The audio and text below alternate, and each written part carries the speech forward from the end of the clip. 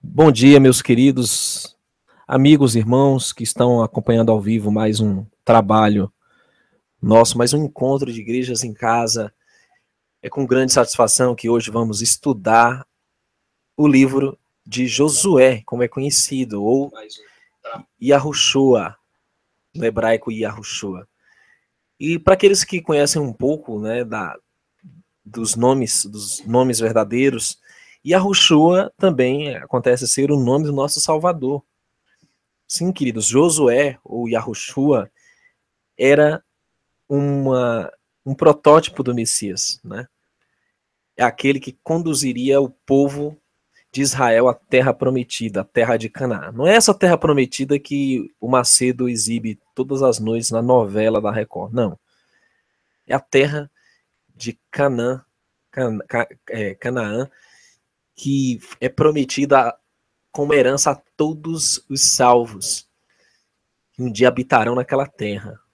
E isso é maravilhoso porque o Eterno vai fazer isso acontecer de maneira extraordinária, de maneira milagrosa, cumprindo sua promessa, apesar de todas as dificuldades e os impossíveis do homem.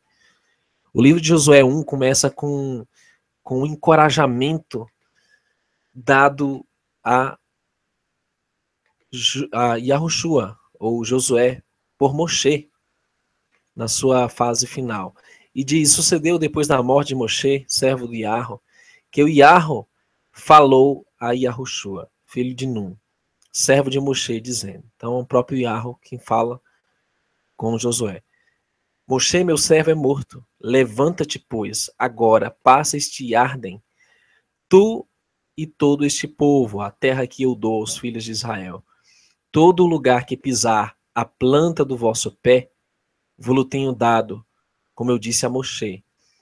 Desde o deserto e o do Líbano até o grande rio, o rio Eufrates, toda a terra dos hititas e até o grande mar para o poente do sol, será o vosso termo.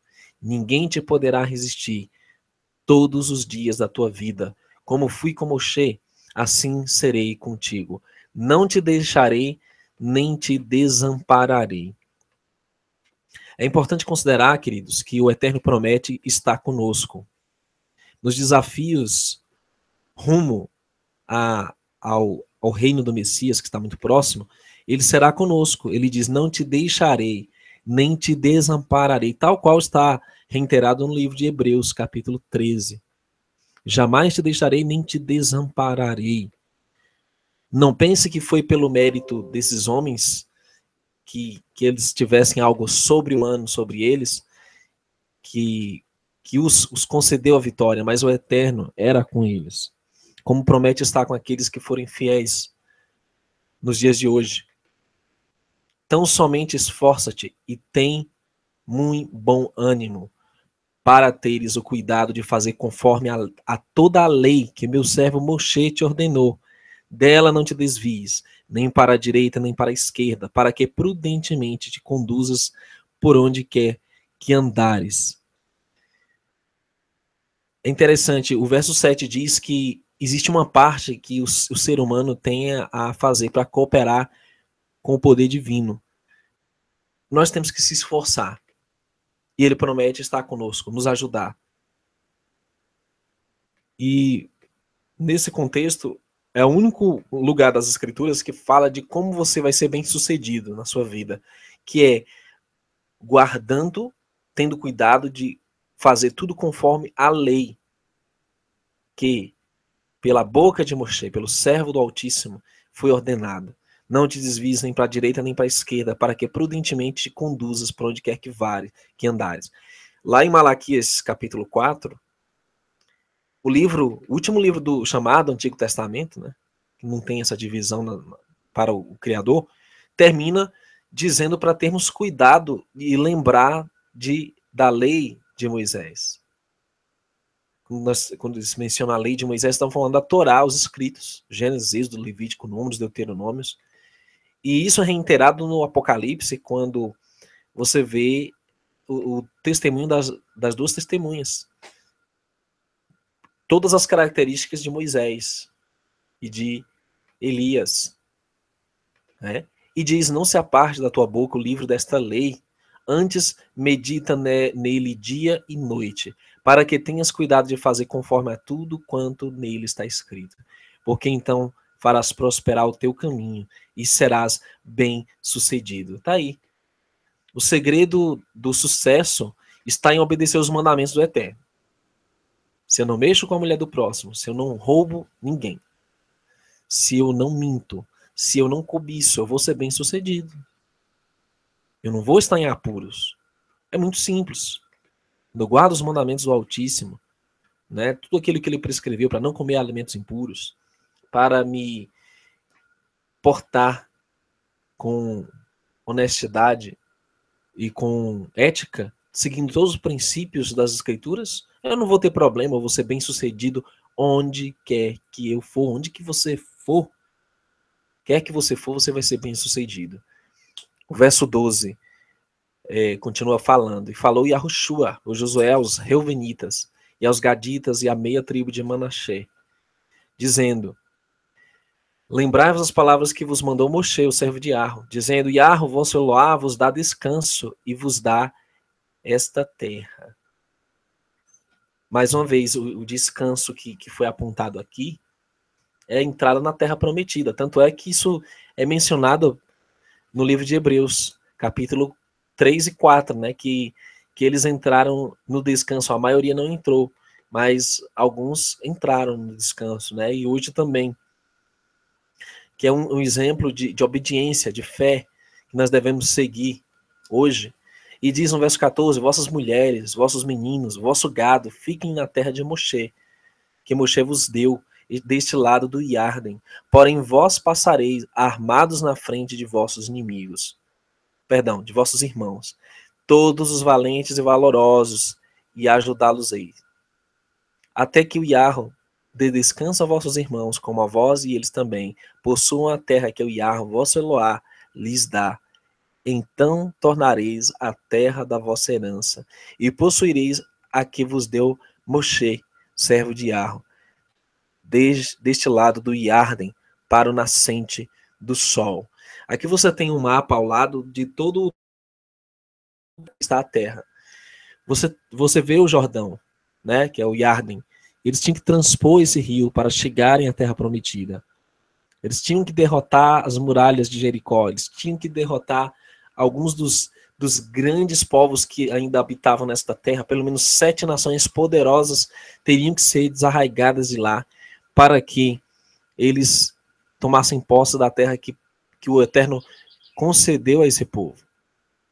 E nós já explicamos zilhões de vezes aqui que essa foi uma medida justa, porque aqueles povos eram satânicos, eram sodomitas, assassinos, eram uma nação abominável perante o Criador, que estava se destruindo e iriam causar males às nações ao redor. Então responderam a Yahushua, dizendo, tudo quanto nos ordenaste faremos, e onde quer que nos enviares iremos. Como em tudo ouvimos a Moshe, assim te ouviremos a ti. Então somente que o Yarro, teu Eloá, seja contigo, como foi com Moshe. Todo homem que for rebelde às tuas ordens e não ouvir as tuas palavras em tudo quanto lhe mandares, morrerá. Então somente esforça-te e tem bom ânimo. As pessoas aqui se comprometem com Josué a apoiá-lo, a obedecê-lo. Só que o problema é que eles disseram que ia ser como foi com Moshe. Ora, eles foram rebeldes o tempo todo com Moshe.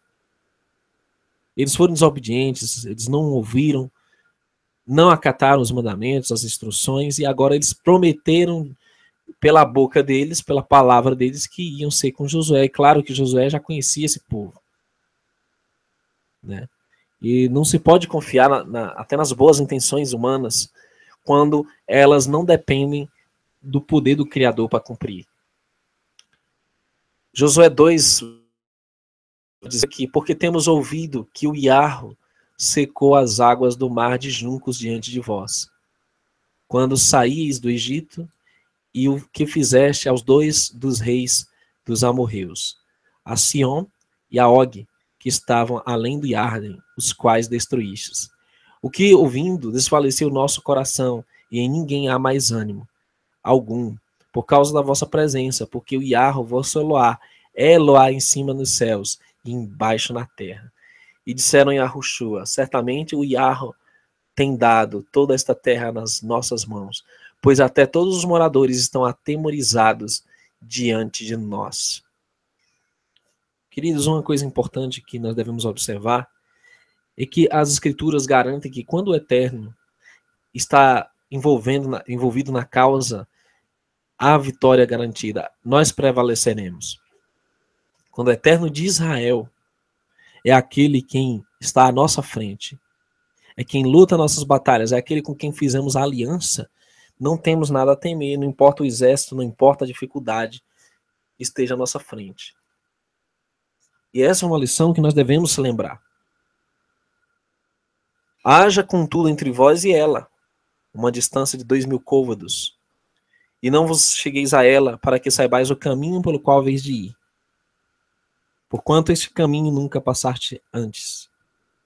E o Iarro disse a Yahushua, hoje começarei a engrandecer-te perante os olhos de todo Israel, para que saibam que assim como fui com Moshe, serei contigo. Pararam-se as águas que vinham de cima, levantaram-se no montão, muito longe da cidade de Adam, que está ao lado de Zaretã, e as que desciam ao mar das Campinas, que é o mar salgado, foram de todo separadas. Então passou o povo em frente de Jericó. É interessante, queridos, essa experiência de fé, e ela é registrada também, descrita no livro de Hebreus, capítulo 11. Eles pisaram e as águas se secaram. É importante que o primeiro passo de fé seja dado por nós. Quando você pisa nas águas, elas se abrem, não o contrário. Você não espera que o Eterno abra as águas. Você pisa e elas se abrem. Exatamente, nós temos que dar o passo inicial de fé. Muitas pessoas, elas morrem esperando que o Eterno faça aquilo que elas podem fazer por si mesmas. E não é assim no Evangelho. Sempre o ser humano tem uma parte a cumprir, que é a parte que o Criador não vai fazer por ele. Você tem que querer. Você tem que pedir. Muitas pessoas se detêm apenas em algo mágico, em algo místico, em algo sobrenatural que não dependa do seu próprio interesse. Isso é uma mentira também. As teologias que estão por aí sempre levam para extremos que não estão nas Escrituras. Aí o livro de Josué, capítulo 4, diz ainda no verso 3: mandei-lhes dizendo, tirai daqui do meio do Iarden, do lugar onde estavam firmes os pés dos Cohen, ou seja, dos sacerdotes, 12 pedras, e levai-as convosco à outra margem, e depositai-as no alojamento em que haveis de passar esta noite. Então lhes direis que as águas do Iarden se separaram diante da arca da aliança, do Iarro. Passando ela pelo Iarden, separaram-se as águas do Iarden, e estas pedras serão por um memorial aos filhos de Israel, Leolam Vaed. A arca da aliança, ela continha os 10 mandamentos, continha a vara de Arão que havia florescido e continha um pote de ouro com maná. E o que aconteceu? Ali habitava a presença do Eterno no meio de Israel, no propiciatório, que fica na tampa da arca, havia a glória, a kevod do Eterno, ali diante de todo Israel. Era um símbolo da presença do Eterno com eles e da aliança que ele tinha feito com aquele povo, com Abraão, com a casa de Abraão, Isaac e Jacó. Né? E era uma aliança para ser eterna, como é a mesma aliança que o Eterno deseja fazer conosco hoje. Para sempre. Aliança perpétua. Por isso que eles venciam as batalhas, por isso que o Eterno de Israel era com eles e todos sabiam disso. O verso 12 diz que eles passaram, os filhos de Reuben e os filhos de Gade, a meia tribo de Menashe, o Menahê, armados na frente dos filhos de Israel, como Moshe lhes tinha falado. E é interessante que em todo o livro de Josué você tem a repartição da terra entre as tribos e eles são honrados conforme a fidelidade deles. Tanto é que você vê recompensas melhores para aqueles que foram fiéis todo o percurso. Porque eles batalharam por isso, porque eles foram dignos disso. Haja contudo entre vós e ela uma distância de 2.000 côvados, e não vos chegueis a ela, para que saibais o caminho pelo qual haveis de ir. Porquanto por esse caminho nunca passastes antes. E Arro disse a Josué: hoje começarei a engrandecer-te perante os olhos de todo Israel. Né? No início do ministério. E sucedeu, em Josué 5, verso 13, diz: e sucedeu que, estando Yahushua perto de Jericó, levantou seus olhos e olhou. E eis que se pôs em pé diante dele um homem que tinha na mão uma espada nua. E chegou-se a Yahushua a ele e disse-lhe: és tu dos nossos ou dos nossos inimigos? Quando Josué percebeu o tamanho das muralhas de Jericó, ele começou a desfalecer, né? Ele temeu, ele vacilou, ele ficou em grande angústia e ali foi buscar conforto em oração. E quem aparece diante dele? O capitão dos exércitos do Altíssimo. Ora, quem era esse capitão do exército do Altíssimo? Quem é que é o mensageiro da aliança? Quem que era que intermediava os assuntos do Eterno com o povo de Israel, com a humanidade? Quem era? E sempre foi, sempre será. Muitas pessoas não entendem que o Messias, nosso Salvador, ele existia desde, né, os tempos da eternidade com o Pai. Ele e o Pai existiam, mas não como a Trindade, não como na perspectiva cristã nós fomos ensinados, que são dois que estão em pé de igualdade, que não, pelo contrário, você vê um pai e um filho em hierarquia. O Messias sempre foi o filho que representa o pai, os assuntos do pai. Ele que intermedia, ele quem é o caminho, ele é o único caminho, ele é a ponte entre o céu e a terra, né? Porém, a cidade será anátema ao Yahweh, ela e tudo quanto houver, se referindo a Jericó. Nela, somente a prostituta Rahav viverá, ela e todos os que com ela estiverem em casa, porquanto escondeu os mensageiros que enviamos. Tão somente guardai-vos do anátema, para que não toqueis, nem tomeis alguma coisa dele, e assim façais maldito o arraial de Israel e o perturbeis. Porém, toda a prata e o ouro e os vasos de metal e de ferro são consagrados ao Yahweh, irão ao tesouro do Yahweh. É importante, queridos, observar que os espias já tinham investigado a terra. Raabe, a prostituta, tinha se aliado ao povo israelita e, portanto, ela foi a bendita. Mas o conselho do Eterno para Josué e a Joshua era que eles não deveriam pegar nada de lá. E é uma coisa que nós ficamos meditando hoje. Não tocar nada que é anátema. E eu pergunto, existiria alguma coisa hoje que é anátema para o Eterno?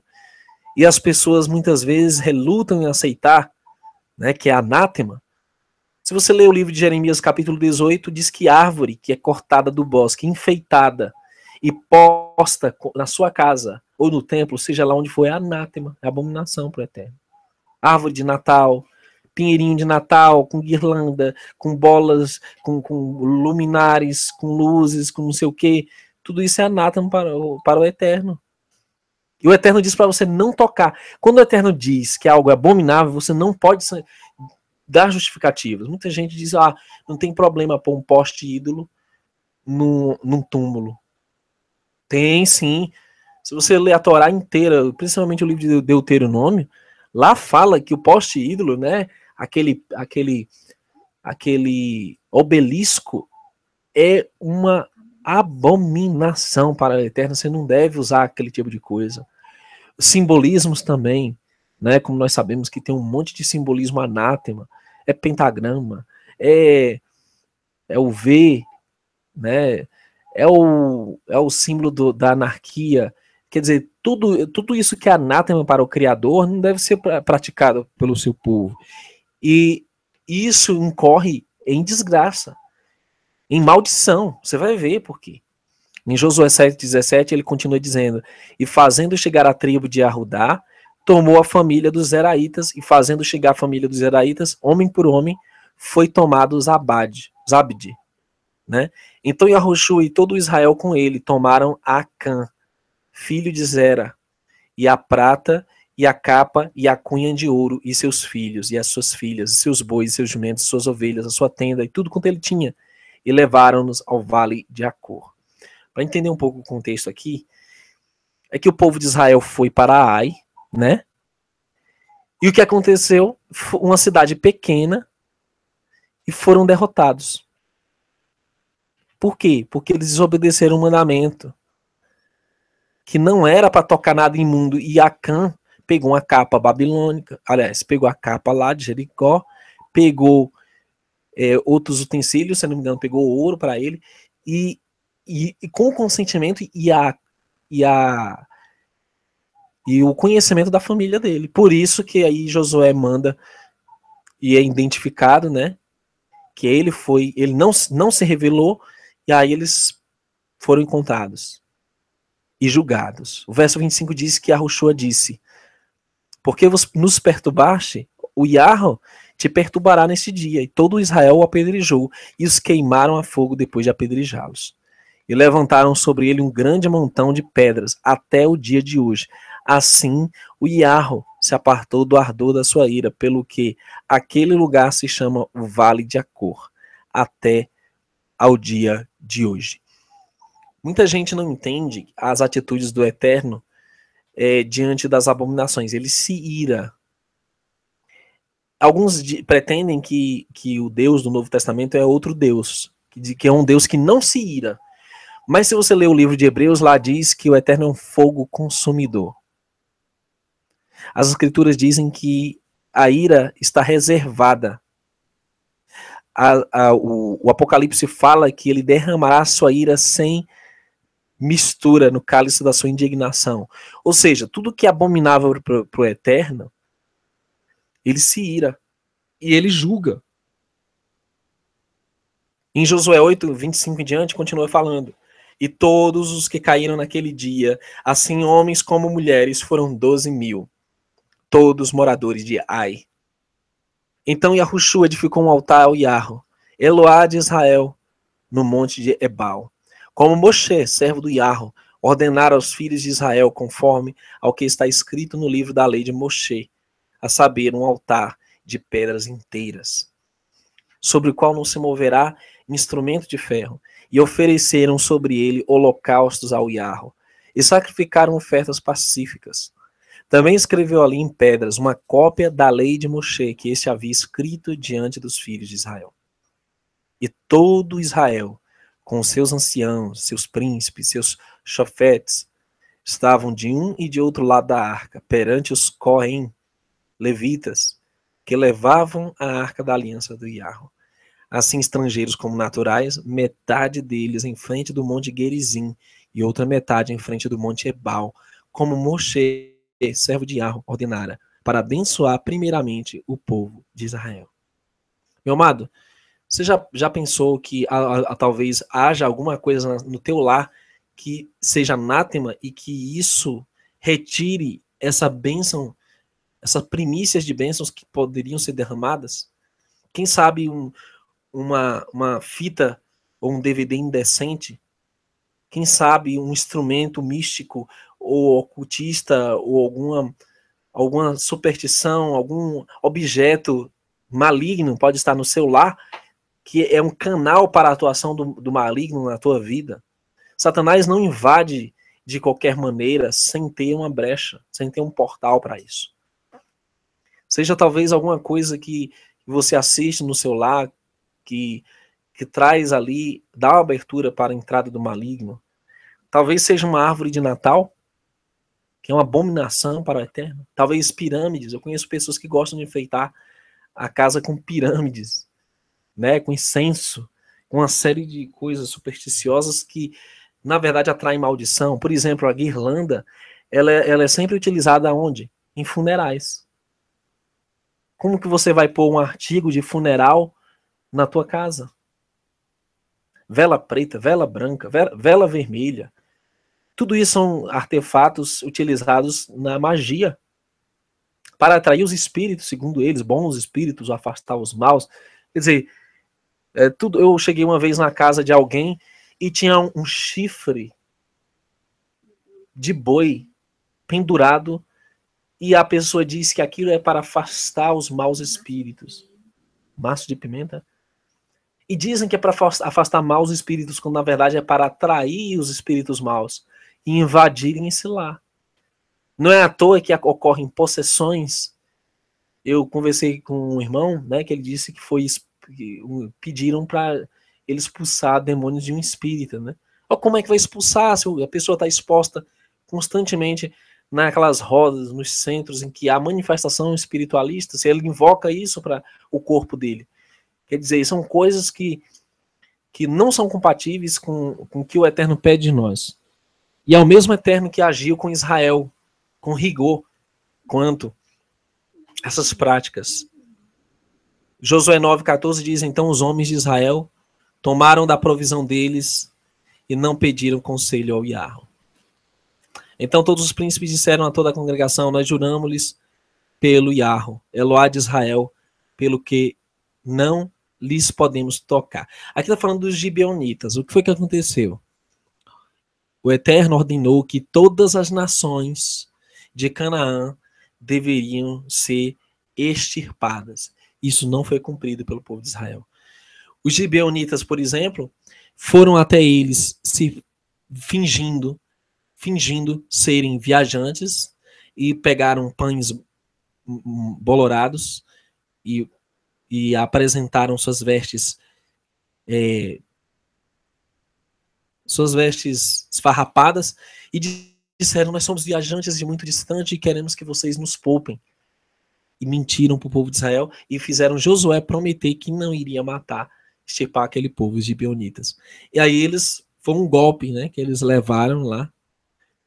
E aí sim, a terra foi comprometida, né? A terra prometida foi comprometida porque eles foram enganados. E aí o verso 27 de Josué 9 diz que naquele dia Yahushua os fez rachadores de lenha e tiradores de água para a congregação e para o altar do Iarro, até o dia de hoje, no lugar que ele escolhesse. Então, os gibeonitas foram poupados e se tornaram serviçais no ministério lá, né, do tabernáculo. Isso é muito interessante, porque frequentemente nós vamos ser tapeados. Nós estamos num mundo sujeito a sermos enganados, a sermos lesados. E principalmente no decorrer da caminhada do Evangelho, surgem muitas pessoas que não têm um compromisso com o Eterno e com a fé. Eles estão ali talvez para aparecer, às vezes por questões emocionais. Quer dizer, existem vários fatores que às vezes nos envolvemos com pessoas que não têm a intenção pura da verdade e de servir ao Eterno. Acontece muitas vezes. Por isso que as Escrituras nos mandam provar os espíritos para ver se eles procedem do Eterno ou não. E você tem todas as características possíveis sobre aquilo que é herético para o Eterno. O agnosticismo, o liberalismo. Você tem um monte de teologias, como a teologia da prosperidade. Você tem um monte de filosofias que são incorporadas ao evangelho e que nós temos que fugir dessas pessoas, dos falsos profetas e de tudo que eles apresentam, porque é abominável eterno. Nós temos que provar os espíritos. Ver se os espíritos não são materialistas, se fazem a obra por amor ou se por interesse, se estão no propósito de realmente seguir toda a verdade que o Eterno revelar no caminho, ou se querem a conveniência. Tudo isso são testes para medir a sinceridade, para medir a pureza das pessoas. E Josué falhou aqui, ele foi tapeado. Eles fizeram teatro, né? Os inimigos de Israel. Em Josué 10, verso 12 a 14, tem uma coisa muito impactante que poucos estudantes das escrituras percebem. O dia em que o sol parou, o sol e a lua pararam. E isso nos dá uma pista de um conhecimento sobre a Terra, um conhecimento astronômico incrível. O dia em que o sol parou, ora, se o sol parou é porque ele estava em movimento, né? O verso 12 diz, então Yahushua falou, Yarro, no dia em que o Yarro, Deus amorreu nas mãos dos filhos de Israel e disse na presença dos israelitas, sol, detente em Gibeon e tu lua no vale de Aialon. E o sol se deteve, a lua parou, até que o povo se vingou de seus inimigos. Isto não está escrito no livro de Yasher, ou o livro de Jazar, que é um livro considerado apócrifo para o cristianismo, mas que é um livro bom, é um livro histórico, é um livro maravilhoso, o livro de Jazar. O sol, pois, se deteve no meio do céu e não se apressou a pôr-se quase um dia inteiro. Isso é muito interessante, queridos. O sol se deteve. O sol, segundo o livro de Enoque, ele realiza um movimento sobre a Terra e que é muito profundo. É maravilhoso você ver que lá ele descreve como se ele entrasse em câmaras, em portais, não é isso? E é lógico que nós não compreendemos tudo relacionado ao Criador e tão pouco quanto à sua criação. Mas o que nós temos aqui no livro de Josué é que o sol realizava um movimento no qual ele foi detido, ele para no meio do céu, demonstrando que a Terra não gira em torno do sol, mas o sol gira em torno da Terra. O sol gira sobre, né, a superfície plana da Terra. É isso que as escrituras ensinam. Quando nós apresentamos esse texto para alguns que acreditam na NASA mais do que na Bíblia e acreditam nos pseudocientistas maçons, né? Quando nós apresentamos esse tipo de explicação, eles dizem, não, é porque Josué era um ignorante quanto à astronomia. Josué era um burro, né? Nunca foi à escola. Quer dizer, é uma heresia sem tamanho, um absurdo. Josué tinha assim, conhecimento do movimento do Sol, porque eles conheciam provavelmente o livro de Enoque. O livro de Enoque narra sobre o movimento do Sol, o movimento, as estações. Ele diz que tem anjos apontados para cada astro e para cada clima, para cada fenômeno que acontece, como a chuva, a a neve, tudo isso. Quer dizer, e aqui é uma prova incrível, né, de como a criação realmente funciona, descrita nas escrituras. É lógico que se a gente sair da visão sistemática das igrejas e se deter somente ao que as escrituras ensinam, né?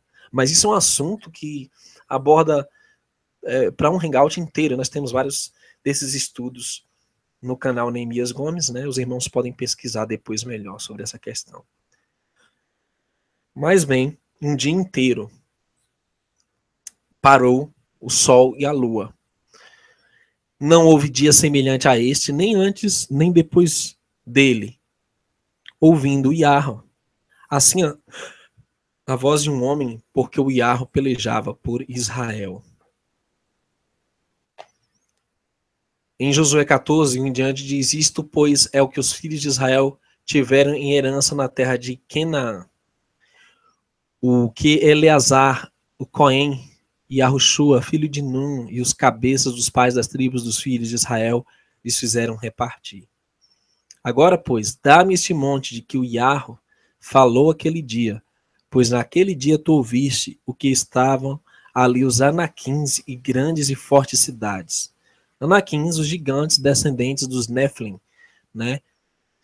Porventura o Iarro será comigo, para os expulsar, como o Iarro disse. E Yahushua, que é Josué, o abençoou e deu a Caleb, filho de Efoné, a Hebron em herança. Portanto, Hebron ficou sendo herança de Caleb, filho de Efoné, o quenezeu, até o dia de hoje, porquanto perseverara em seguir ao Iarro, Eloá de Israel. Queridos, quase 2,5 milhões de pessoas saíram do cativeiro egípcio. E 40 anos depois, só quem permaneceu na caminhada foram 2 homens daquela geração. Foi Yahushua e Caleb. Por que isso, meus queridos? Porque aquela geração inteira que saiu do Egito era uma geração rebelde, má, e pereceu no deserto, como um aviso para nós hoje também, que se nós não perseverarmos como perseverou Caleb, aquele que não perseverar até o fim, aquele que não passar pela grande tribulação, aquele que não enfrentar a oposição de parentes, de familiares, de amigos, de irmãos, aqueles que não estiverem dispostos a pagar o preço, não podem herdar a recompensa. Não podem. Você tem que perseverar até o fim. Caleb ganhou uma das mais excelentes recompensas, porque ele estava disposto a subir lá nas montanhas. Um homem com 85 anos de idade que disse, não, ninguém quer ir para lá, onde tem os gigantes, pois pode me alistar aí que eu irei lá. E vou lá, porque o Yahweh nos trouxe até aqui. Ou seja, ele confiava, se o Eterno tem nos guiado até aqui, por que ele não estará conosco nas provas maiores? Como todos os profetas diziam, não, Eterno, não destrua esse povo, porque tu trouxe até aqui para ser destruído. Não pode, tem que cumprir a promessa, tem que ir até o fim, né? E assim muitos irmãos desistem da caminhada. Eu vejo gente aparecendo e entusiasmado, que verdade boa, que coisa boa, e daqui a um pouco sumiu, desapareceu, ninguém sabe o que foi que aconteceu, só o Eterno sabe. Por quê? Porque não perseverou. Apocalipse 14 diz aqui, está a perseverança dos santos, são os que guardam os mandamentos de Yahweh e têm a fé de Yahushua, né? Bom, aí está. Não puderam, porém, os filhos de Arudá expulsar os Iebuseus, que habitavam em Jerusalém, ou Jerusalém. Assim habitaram os Iebuseus com os filhos de Arudá em Jerusalém até o dia de hoje. Estão lá até o dia de hoje, lá dentro de Jerusalém, né, no Monte do Templo, os islâmicos, né?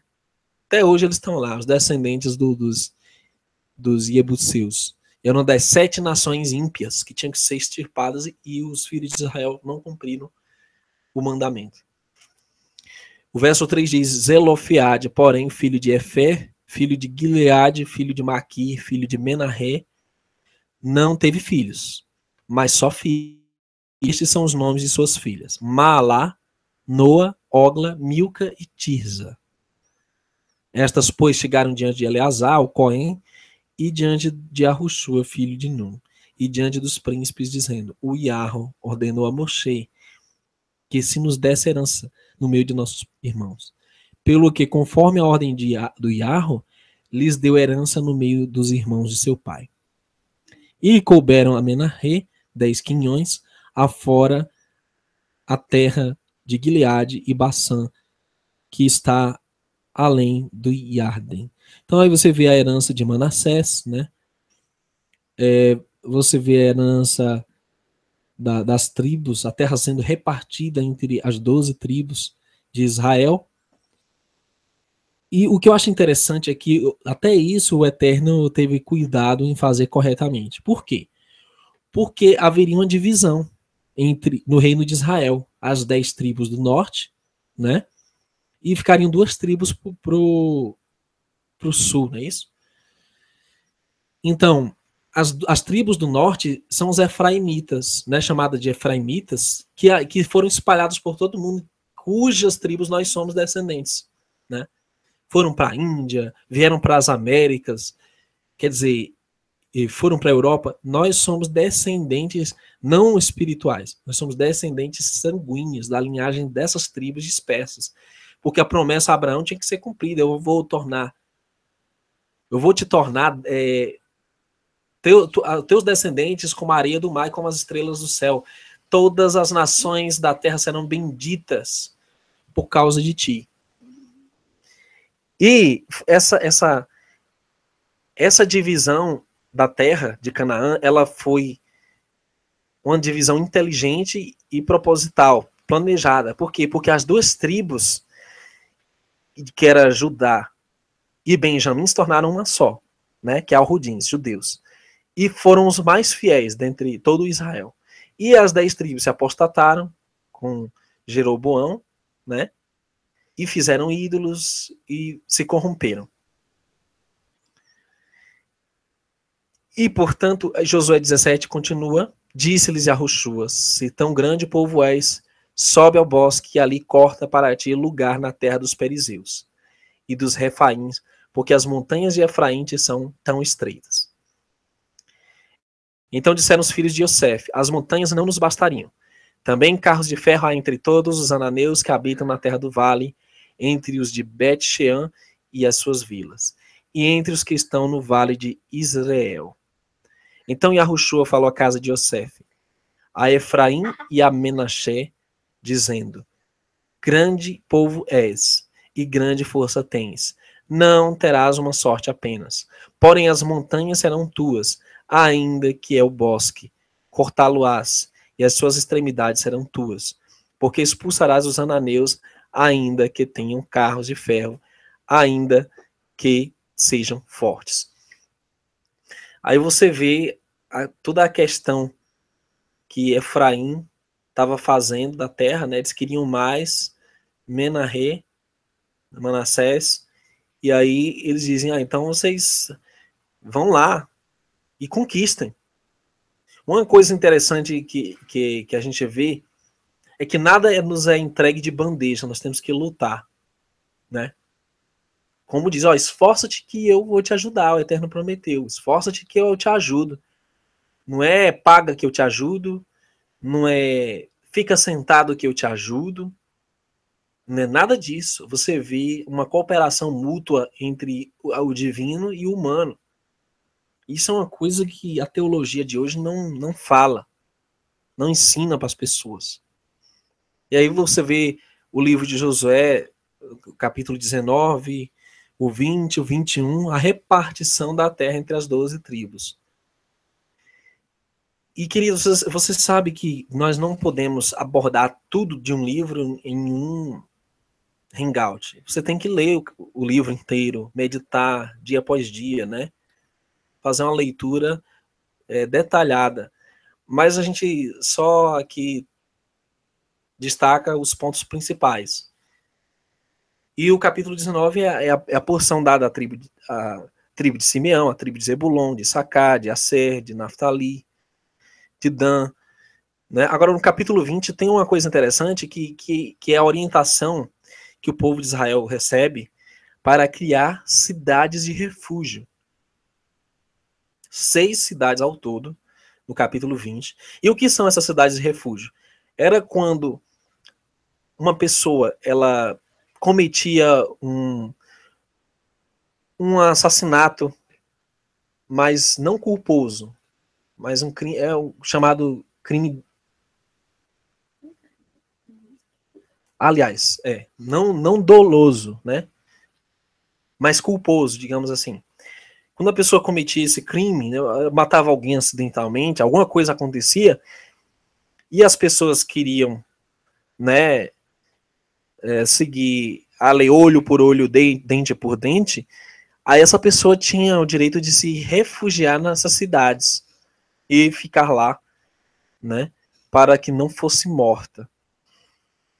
E esse é um princípio interessante, porque é justamente aquilo que a gente chama de mochave, né? São as moradas nas montanhas de refúgio contra os inimigos. E esse é um princípio do Eterno que existe desde sempre. Né? Os montes são retratados pelo salmista como um lugar de refúgio, né? A fortaleza das rochas, onde você está lá para buscar o Eterno, para meditar, para invocar, né? E esse princípio foi estabelecido desde sempre. Tanto é que lá, nos inícios de tudo, os patriarcas moravam nas montanhas. Toda a geração de Adão, Sete, e os filhos de Sete, Lameque, Matusalém, Enoque, até Noé, moravam nas montanhas. Esse era o princípio. E os descendentes de Caim no vale, nessas grandes cidades, né? Com todo o vício, promiscuidade, imoralidade e maldade deles. E o paganismo e a idolatria e o satanismo deles. E aí, por isso, as cidades de refúgio. Bem, no capítulo 21, você vê a herança dos levitas para Coate e os filhos de Arão, 13 cidades, Judá, Simeão, Benjamim. O resto de Coate, você vê 10 cidades para Efraim, para Gerson, 13 cidades para Assé, Issacar, Naftali e meia tribo de Manassés. Para os Merari, 12 cidades de Ruben, Gad, Zebulon, 48 cidades no total para a herança dos levitas. Muito bem. Disse-lhes Yahoshua. Nós já lemos essa parte, né? Bom, no capítulo 22 diz: Então Yahoshua chamou os Reubenitas, os Gaditas e a meia tribo de Menahé, e disse-lhes: Tudo quanto Moshe, o servo de Arro, vos ordenou guardastes, e a minha voz obedecestes em tudo quanto vos ordenei. A vossos irmãos, por todo esse tempo, até o dia de hoje, não desamparastes, antes tiveste cuidado de guardar o mandamento do Yahweh, vosso Eloá. Agora o Yahweh, vosso Eloá, deu repouso a vossos irmãos, como lhes tinha prometido. Voltai-vos, pois agora, e ide-vos às vossas tendas, a terra da vossa possessão, que Moshe, o servo do Yahweh, vos deu além do Yarden. Então somente tende cuidado de guardar com diligência o mandamento e a lei que Moshe, o servo do Yahweh, vos mandou. Bom, isso aqui nós vemos que ele reitera a aliança e adverte, olha, guardem os mandamentos. Guardem os mandamentos. Guardem os mandamentos. É o mesmo anúncio que Malaquias dá para os últimos dias. Né? Que o povo tem que lembrar da lei e tem que preparar o coração dos pais aos filhos, os filhos aos pais. Né? E fala da vinda de Elias. É a obra de Elias no fim dos tempos. E a mesma obra de Elias é também acompanhada da obra de Moshe, do ensinamento da Torá, das Escrituras. Não existe reforma verdadeira sem os mandamentos. Como é que eu vou seguir algum parâmetro, alguma lei, sem ter noção do que o Eterno quer? Até o crime tem uma lei, até o crime tem organização, existe um código. Imagine o Criador do universo. Né? E vos chegareis a ele, e os servais com todo o vosso coração, com toda a vossa nefesh, a vossa alma. E assim Yahushua os abençoou e despediu-os, e foram-se às suas tendas. Aí está, queridos. Em Josué 22, chegando eles aos limites do Yarden, ainda na terra de Canaã, ali os filhos de Reuben, os filhos de Gade, a meia tribo de Menahé, edificaram um altar junto ao Yarden, um altar de grande aparência. O Yahweh Eloá dos Elohais, o Yahweh Eloá dos Elohais, ele o sabe. E Israel mesmo saberá se foi por rebeldia ou por transgressão contra o Yahweh, hoje não nos preserve. E disse Fineia, filho de Eleazar, o Cohen, aos filhos de Reuben, e aos filhos de Gade, e aos filhos de Menahé. Hoje sabemos que o está no meio de nós. porquanto não cometestes transgressão contra o Iarro, agora livrastes os filhos de Israel da mão do Iarro. Aí eles percebem, né, que o Eterno preservou aquele povo, a sua fidelidade, e principalmente ele honrou as tribos que tinham sido mais fiéis durante a peregrinação no deserto. Que tribos foram essas? Que foram mais fiéis ao Eterno durante a peregrinação? Levi, Judá, né? Manassés. Quer dizer, o Eterno honra os que o honram, né?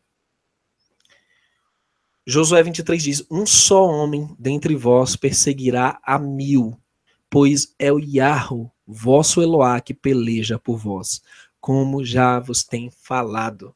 Porque se de algum modo vos desviardes e vos apegardes ao restante dessas nações, que ainda ficou entre vós, e com elas vos aparentardes, e vós a elas entrardes, e elas a vós. Então veja, a prosperidade de Israel era proporcional à fidelidade aos mandamentos.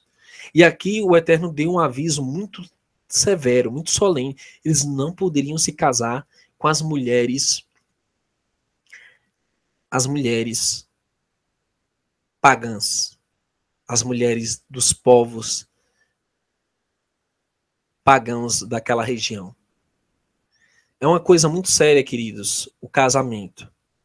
As pessoas acham que é algo de pouca importância, com quem você vai se relacionar, com quem você vai casar. Mas pelas escrituras você vê avisos solenes desde Esaú, que começou se envolvendo com as midianitas, né? Desde Sansão, que se envolveu com as filisteias, desde Salomão, que tomou para si todas as filhas das nações idólatras. É um aviso solene. Se você está envolvido com alguém emocionalmente que não é da fé, não pense que o Eterno pode abençoar, que vai dar certo. Muitas pessoas até fingem, né, aceitar o pacto, a aliança, para depois dar o bote, né? Meu irmão, não entre nessa, meu irmão. É um aviso solene do Yahweh. É tão sério que Neemias teve que ir lá depois e arrancar os filhos, expulsar a tapa de lado de Jerusalém, porque o pecado era muito grande. E expulsou as mulheres deles lá, no braço. Tão sério que é a coisa. Salomão fez, ele se tornou idólatra, chegou a sacrificar os deuses pagãos, a Moloque. Quer dizer, uma abominação sem precedentes. Isso é um aviso muito solene. O Josué 24 termina falando que, no verso 1 em diante, que depois Yahushua reuniu todas as tribos de Israel em Siquém e chamou os anciãos de Israel, seus cabeças, seus chofetes, seus oficiais, e eles se apresentaram diante de Eloá. Então Yahushua disse a todo o povo: assim diz o Yahweh, Eloá de Israel: além do rio habitaram antigamente vossos pais, Taré, pai de Abraão, e pai de Naor, e serviram a outros Eloá. Eu, porém, tomei a vosso pai Abraão, da além do rio, e o fiz andar por toda a terra de Quena. Também multipliquei a sua descendência e dei-lhe a Isaac. E Isaac dei a Jacó e Esaú dei a montanha de Seir, para possuir. Porém, Jacó, seus filhos, desceram para o Egito. Então enviei Moshe e Arão, e feri ao Egito, como fiz no meio deles, e depois vos tirei de lá. E tirando eu a vossos pais do Egito, viestes ao mar, e os egípcios perseguiram a vossos pais com carros e com cavaleiros, até ao mar de juncos. E clamaram ao Iarro, que pôs uma escuridão entre vós e os egípcios, e trouxe um mar sobre eles, e os cobriu, e os vossos olhos viram o que eu fiz em Mitzraim, no Egito, né? E vos habitastes no deserto por um longo tempo. Então eu vos trouxe a terra dos amorreus, que habitavam além do Iarden, os quais pelejaram contra vós. Porém os entreguei nas vossas mãos, e possuístes a sua terra, e os destruí diante de vós. Levantou-se também Balaque, filho de Zippor, rei dos Moabitas, e pelejou contra Israel, e mandou chamar a Binã, filho de Beor, para que vos amaldiçoasse. Ou seja, Balaão, né? Porém, eu não quis ouvir Abinã, pelo que ele vos abençoou grandemente e eu vos livrei da sua mão. Passando vós o Iarden e vindo a Jericó, os habitantes de Jericó pelejaram contra vós, os amorreus, os perizeus, os cananeus e os hititas, os irgazeus e os heveus e os jebuseus, porém os entreguei nas vossas mãos. Enviei vespões diante de ti, que os expulsaram de diante de vós, como a ambos os reis dos amorreus, não com a tua espada, nem com teu arco, e eu vos dei a terra em que não trabalhastes, e cidades que não edificastes. E habitais nelas e comeis das vinhas e dos olivais que não plantaste. Veja, o Eterno prometeu aqui que ia dar proteção, alimento e uma morada para esse povo. Ou seja, quando você faz uma aliança com o Eterno, meu irmão, você não precisa estar se armando até os dentes para se proteger. Você não precisa estar dependendo desse sistema de homens, sistema econômico deles para sobreviver. Porque o Eterno, ele vai brotar o fruto, ele vai te dar água, ele vai te proteger dos teus inimigos. Ele diz, ó, não precisa pegar em espada, nem em arco, porque ele disse, sou eu quem lutarei, eu quem te livrarei. Né? Muitas pessoas não entendem isso. Né? Acham que Josué era um grande líder militar, que Moisés também foi um grande líder militar. Nada disso, esse povo não tinha força militar, esse povo não tinha equipamentos, ele não tinha nada. É o Eterno que jogou saraiva, pedrada nos inimigos, abriu o mar, afogou os inimigos, e ele foi quem mandou os vespões, né? Até os elementos ele controlou o sol e a lua em favor de Israel. Né? E hoje, será que o Eterno ainda não está com aqueles que buscam servi-lo, guardar sua aliança? É lógico. Agora chega o texto crítico, é o texto chave, é memorável que Yahushua diz aqui. Josué disse, porém, se vos parece mal aos vossos olhos servir ao Yahweh, escolhei hoje a quem sirvais. Não, nenhum patriarca obrigou ninguém a seguir o Eterno, ao contrário do que muitos ateus e céticos dizem, porque essa religião é a religião da opressão tirana. Não, só olha, você escolhe. Ele disse, se aos Eloá, se aos deuses a quem serviram vossos pais, que estavam além do rio, ou aos Eloá dos amorreus, em cuja terra habitais. Porém, eu e a minha casa serviremos ao Yahweh. Eu e a minha casa serviremos ao Eterno de Israel. Eu e a minha casa serviremos ao Altíssimo, Supremo, aquele que tem o título de Urim, que é o supremo ser que reina no universo. Não os deuses das nações, o Deus trinitário do cristianismo, o Deus dos islâmicos. Não é o Deus místico, não é o Deus das religiões pagãs, é o Yahweh de Israel. Esse é seu nome. Aquele que era, que é, que será eternamente. O grande eu sou. Esse é o eterno. E é com esse Deus, queridos, nós temos que fazer uma aliança. É o Deus hebreu. Não é o Deus romano, não é o Deus islâmico, nem sequer o Deus cristão, veja só. Infelizmente, o Deus cristão é uma mistura do Deus de Israel com a trindade pagã. Né? Existem ali verdades com mentiras e torna tudo uma mentira. Trindade é uma grande mentira que nega ao Eterno de Israel. Então, queridos, nós estamos passando por esse processo de retorno. Por isso que estudar as escrituras na ótica hebraica é fundamental para entender o plano do Eterno para hoje. O que ele realizou no passado vai se repetir nos dias de hoje. O que a Torá prescreve, o que os evangelhos do Messias prescrevem, são um conjunto que nos traz uma imagem completa do plano da redenção. Não existe uma coisa sem outra. Né? E Yahushua é esse Messias que foi preconizado desde os patriarcas. E o próprio patriarca Josué tinha o nome do Messias, né? O Yahushua. Porque ele é uma espécie de Messias. Ele mostra que o Messias levaria o povo à terra prometida. Ele mostra o retorno de Israel a Jerusalém. O retorno dos efraimitas, o retorno de todo o povo disperso nas nações, que o Messias vem para reunir esse povo todo, vai cumprir essa promessa e entrará em Canaã. Que o Eterno te abençoe, meu querido, confie no Altíssimo, que essas lições de fé possam estar dia a dia na tua vida, esses princípios possam ser aplicados por cada um de nós, à medida que enfrentamos as adversidades, né? Vamos orar? Yahweh, Eterno soberano, graças te damos pelo teu poder manifesto no passado em prol do teu povo.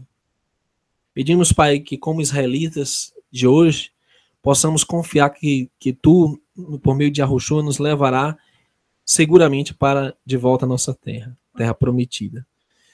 Não permita, Pai, que nada nos desvie desse propósito, que nada nos tire da fé do verdadeiro e único Elohim, e que a tua kevod, a tua glória, Pai, esteja iluminando o caminho de todos aqueles que creem em ti, que te buscam. Abençoa, Pai, as pessoas que estão aqui representadas, em nome de Yahushua, nosso Salvador, perdoando os nossos pecados, bendito seja eternamente. Amém. Shalom, meus irmãos, um feliz restante de Shabat, de descanso, de sábado, até um próximo Hangout.